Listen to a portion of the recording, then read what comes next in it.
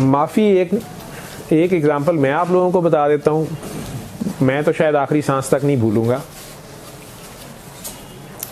मैंने पहले भी कई बार जिक्र किया ना कि मैं इत्तेफाक हॉस्पिटल में रजिस्ट्रार मेडिसिन था, काफ़ी सख्त डॉक्टर था मैं, हालांकि प्राइवेट सेटअप था, लेकिन हमारे उस्ताद थे मौज़म बेग मिर्ज़ा साहब, प्रोफेसर यूनुस साहब अल्लाह उन्हें जन्नत नसीब करे, और कयूम खान साहब अल्लाह उन्हें भी जन्नत नसीब करे, एक्सीडेंटली उनकी डेथ हो गई। हमारे साथ ये सीनियर्स थे, मैं इनसे नेक्स्ट था, रजिस्ट्रार था इनका, मेरे साथ 20 और मेडिकल ऑफिसर्स थे, तीनों शिफ्ट्स में काम करते थे। उसमें डिपार्टमेंट के मुख्तलिफ हिस्से थे, प्राइवेट रूम्स थे, उनके ज़रा नखरे रिक्वायरमेंट्स और थी, जनरल वार्ड्स थी, उनकी रिक्वायरमेंट्स थोड़ी सी और थी, लेकिन एक था शोबा इंतहाई निगहदाश्त या ICU। उसमें जो इंतहाई सीरियस पेशेंट होते थे वो शिफ्ट किए जाते थे, तो वहाँ सारे अच्छे डॉक्टर्स लगाए जाते थे, रिस्पॉन्सिबल लगाए जाते थे। ना मैं खुद सोता था, रात की अगर ड्यूटी होती थी ना सोने देता था, मेरे साथ नर्सेज जिन्होंने काम किया सब पुराने में जानते हैं।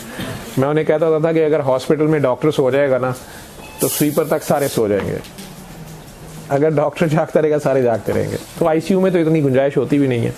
खैर, तो मैं खुद ऐसा था तो दूसरों की भी जान अज़ाब की हुई थी, स्ट्रिक्ट भी था, लेकिन इसके बावजूद गलतियां हो जाती थी। जब नए डॉक्टर्स आते थे मैं उन्हें गाइड करता था, सिखाता था अपनी शकत के मुताबिक, तो उन्हें बताता था कि बेटा ये प्राइवेट हॉस्पिटल है, आप टीचिंग हॉस्पिटल से सीख के अभी आए हैं, हाउस जॉब करके या साल 2 साल जॉब करके, आपने जनरल पब्लिक को डील किया है। हो सकता है आपके अंदर थोड़ी सी फ़रौनियत या लापरवाही आ गई हो, यहाँ पे लोगों ने पैसे देने हैं और आपका रोल एक तवाइफ से ज़्यादा नहीं है। हम सारे ही नाचते हैं ना, पैसों की नोट पे, नोटों की छाल पे सारे ही नाचते हैं। तो ये प्राइवेट हॉस्पिटल है, इनकी रिक्वायरमेंट्स थोड़ी और हैं, सारे प्राइवेट हॉस्पिटल यही होती हैं। तो एक एग्जांपल मैं उन्हें देता होता था कि अगर आपने सारी रात एक टांग पे खड़े रह के किसी मरीज़ के इलाज किया है या उसके ऊपर मेहनत की है, कमरे वाला था या वार्ड वाला था या ICU वाला था या थिएटर में था, लेकिन सुबह अगर उसके किसी अटेंडेंट ने भी हॉस्पिटल एडमिनिस्ट्रेशन को या MS को या जिन साहब का वो प्राइवेट मरीज़ है कंसल्टेंट को ये कह दिया ना कि जी डॉक्टर साहब बोलते बड़ा बदतमीज़ी से हैं, डॉक्टर साहब जी मैनर्स ठीक नहीं है इनके, तो तुमने मेडिकली कारनामा कर दिया रातों रात। यहाँ इस तरह की कौम आती है, ये 5 स्टार होटल है, तो इनकी डिमांड 5 स्टार होटल वाली है, रूम सर्विस वाली है। तो एडमिनिस्ट्रेशन की आपसे डिमांड ये है कि आप सारी रात चाहे मरीज ना देखें, आप चाहे गलत टीका लेके लगा के मरीज मार दें। एग्जाम्पल के लिए समझा था उन्हें, ये गलत सला जो मर्जी इलाज करते रहें, लेकिन मरीज और उसके अटेंडेंट ये कहें कि डॉक्टर साहब बहुत अच्छे हैं, डॉक्टर साहब ने बहुत ख्याल किया है।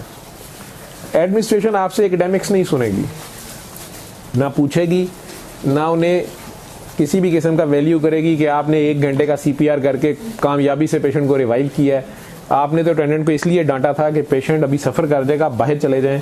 वो whosoever XYZ था, क्योंकि उस वक्त वो शहर का वाहिद हॉस्पिटल था और प्राइवेट जो सेटअप में था, तो बिग शॉट सारे ही आते थे और पॉलिटिकली भी थोड़ा सा वो एफिलिएटेड था एक पार्टी से। मैं उन्हें ये कहता था, अब ये डिमांड, मैं उन्हें ये गाइड करता था कि तुमने अगर सही इलाज किया लेकिन सुबह तुम्हारी शिकायत लग गई है, you are not a good doctor for the hospital. At the same time मेरी तुमसे ये डिमांड है कि अगर तुमने गलत इलाज किया, तो गलती हो गई तो मुझे ज़रूर बता देना, लेकिन निगलेक्ट ना करना।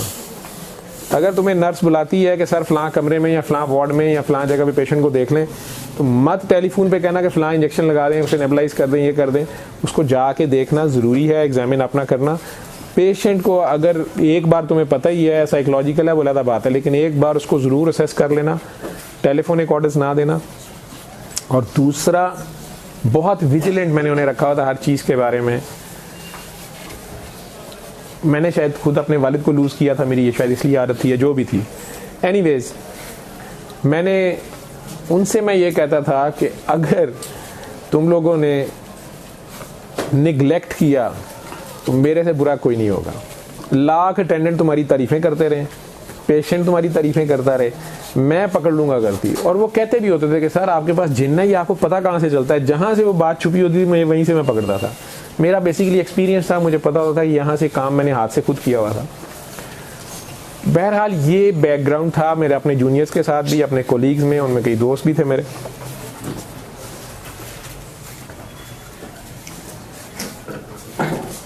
इसी और ये रिप्यूट शहर में भी थी। तो मेरे अपने क्लास फेलो, अब मुझे नहीं पता दुनिया में वो कहाँ होंगे, शायद किसी और शहर में है या कहाँ है, उनका नाम मुझे डॉक्टर नदीम डेविड नाम था। और नदीम डेविड मेरे क्लास फेलो थे मेडिकल के, और अब वो खुद एनेस्थीसिया के स्पेशलिस्ट थे। शेख जायद हॉस्पिटल के आईसीयू को वो वहाँ पे वो काम करते थे, या उनका वो आईसीयू था। वो खुद अपनी वालदा को उन्होंने दाखिल कराया हमारे आईसीयू में। हालांकि शेख जायद बड़ा अच्छा आईसीयू था। और मुझे आके वो मिले और उन्होंने मुझे कहा कि जावेद, मैं तुम्हारे आईसीयू में अपनी अम्मी को इसलिए लेके आया हूँ, उनकी वालदा को जहाँ तक मुझे याद पड़ता है कि एक किसी बीमारी की पास्ट में किसी बीमारी की वजह से एक फेफड़ा निकाल दिया हुआ था, तो वो सिर्फ एक लंग के साथ जिंदा थी और ओल्ड एज थी, लेकिन उस एक लंग में ही नमूनिया हो गया था।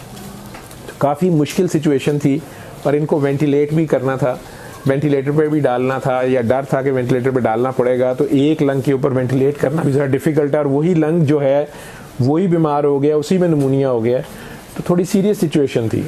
तो उन्होंने इन कॉम्प्लीमेंट्स के साथ, ये इस बात के साथ मुझे कहा कि मैं तुम्हारे आईसीयू में लेके आया हूँ, I am more confident with you and your team.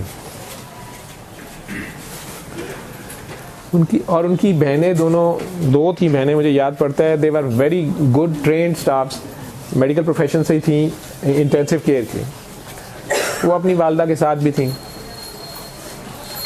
एक दो दिन उन्हें हमारे आईसीयू में हो गया, वो वेंटिलेटर पे थी, तो रात को किसी वजह से वही सेंट्रल लाइन जो मुझे डालते हुए, खुद मैं डालते हुए मेरे से प्रिक हुआ, और मेरी जो कहानी जो भी है, वो रात को उनको सेंट्रल लाइन डालनी पड़ गई। जो डॉक्टर्स हैं वो समझते हैं कि मोटी सुई होती है और वो उसके ज़रिए ज़्यादा तेज़ी से दवाइयाँ भी दी जा सकती हैं, हार्ट को चलाने की भी कई बार मजबूरी होती है, और बहुत ज़्यादा एकदम ब्लड या फ्लूइड देना हो तो वो भी दे सकते हैं।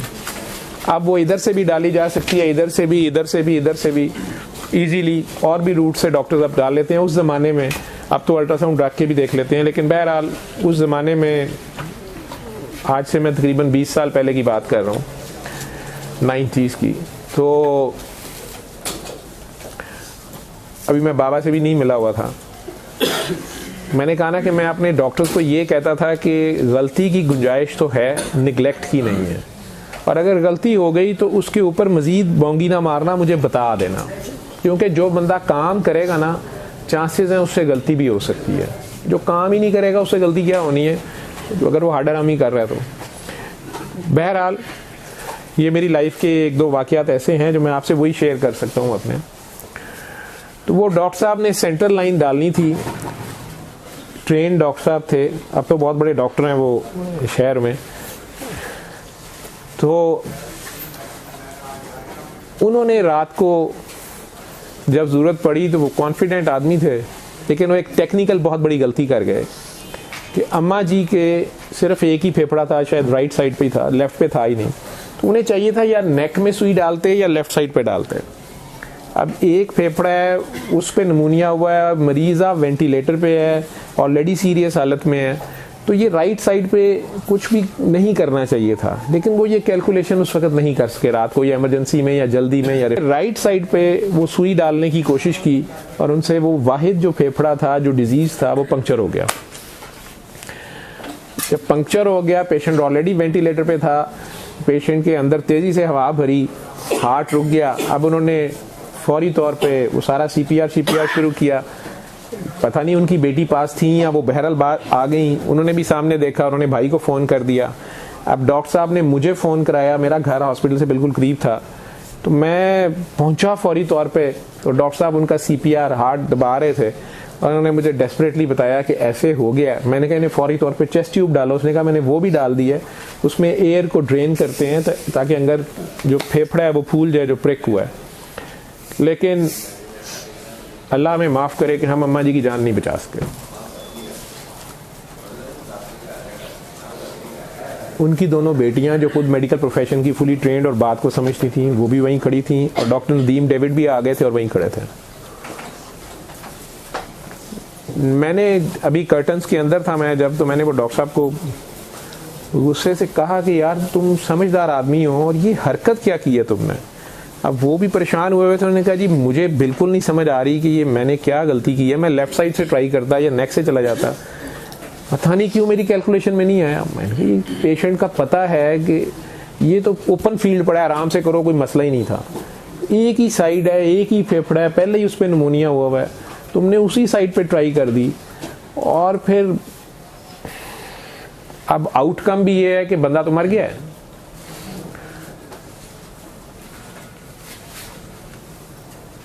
मैं आज तक वो रात मुझे याद है, मैंने वो डेथ सर्टिफिकेट वगैरह जो भी बनवाया, मैंने डॉक्टर नदीम डेविड साहब को, मेरा वो हालांकि क्लास फेलो था, और एक दिन या 2 दिन पहले वो मुझे उसी आईसीयू में खड़ा कह रहा था कि मैं अपने आईसीयू में दाखिल नहीं किया, मैं आप लोगों के आईसीयू में लाया हूं बिकॉज ऑफ योर टीम। मेरे पास कहने को कुछ नहीं था। मैंने जिंदगी में पहले भी 1-2 बार, एक बार बाद में और एक बार पहले मेरे किसी जूनियर से इस तरह का कोई मिसहैप हुआ था। मैंने डॉक्टर साहब को ईमानदारी से बताया मैं कि इनसे ये गलती हुई है, ये एक्सपेक्टेड कॉम्प्लिकेशन है, वो हम सारों को पता है, हो सकती है ये काम, लेकिन बहरहाल इसको अवॉइड किया जा सकता था ये, लेकिन ये हो गया है। मुझे याद है नदीम की वालदा फौत हुई, ऊपर से मेरा क्लास फेलो उस टन नज़रों से मुझे देखी जा रहा था। और अगर मैं गलत नहीं हूँ, मुझे याददाश्त मेरी साथ नहीं दे रही, तो मेरा ख्याल है कि ये दिसंबर के अर्ली डेज थे शायद, या क्रिसमस नज़दीक था या उनकी सिस्टर की शादी, शायद कोई ऐसा इवेंट भी करीब था।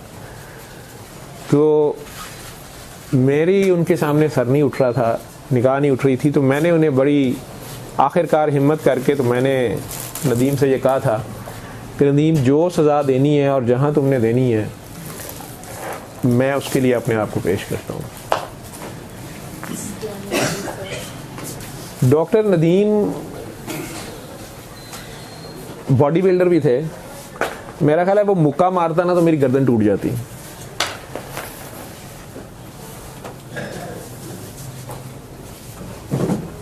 वो डॉक्टर साहब भी खड़े थे पास, और मेरा ख्याल है उनकी सिस्टर भी एक अंदर थी। मैं उन लोगों के सब्र की दाद देता हूँ और मैं आज भी उनका मशकूर हूँ, आज भी उनसे शर्मिंदा हूँ। उन्होंने कोई शाउट भी नहीं किया, ब्लेम भी नहीं किया, और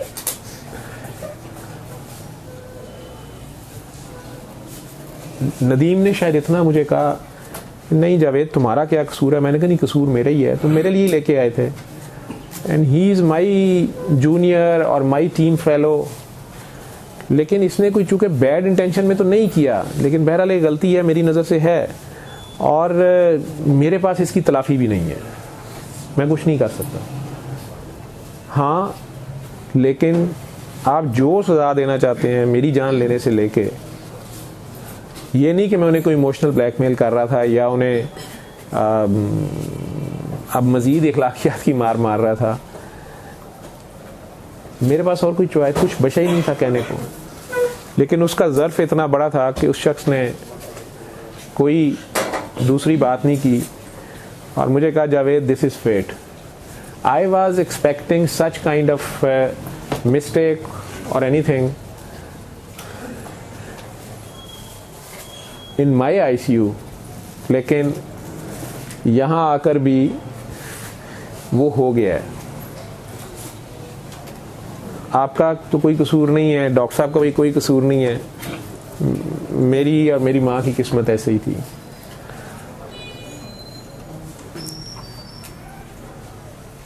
ऑन द स्पॉट उसी वक्त इस तरह माफ़ करना ये बहुत बड़े ज़र्फ की बात है। मैं उसका आज तक मशकूर हूँ। ये 20 साल पुरानी बात है। इसके बाद भी अगर आप में से कोई पूछता है कि जी माफ़ कैसे कर दें, मुझे नहीं पता। आप तो रहमतुल लिल आलमीन की उम्मत में से हैं।